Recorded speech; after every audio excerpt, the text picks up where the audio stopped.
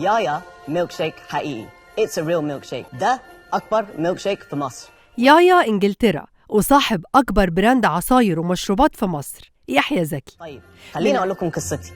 أنا مصري بريطاني، من لعيب كورة بيلعب لفولهام وتشيلسي لواحد من أكبر رجال الأعمال في مصر والوطن العربي، بيكسب في السنة أكتر من 17 مليون جنيه، عنده أكبر براند عصير في مصر وأول براند في العالم متخصص في الميلكشيك، وخد من الشاركس تمويل ب10 مليون جنيه. يحيى زكي شاب طموح، مليونير من وهو أقل من 40 سنة، من صغره عمره ما قصر في دراسته، رغم إنه كان لعيب كورة محترف وكان عنده كل المقومات اللي تخليه يعدي محمد صلاح وميدو، وده لأنه كان بيلعب في الأندية اللي هم لعبوا فيها، بس هو بدأها من بدري قوي وكان من الناشئين فيها، وكان دايما أمه شرطها الوحيد إنه يعمل اللي هو عاوزه ويفضل في الكورة زي ما هو عاوز، بس ما يأثرش في دراسته خالص. يحيى كان بيسمع الكلام من صغره وفضل مكمل في مشواره الكروي ودراسته لحد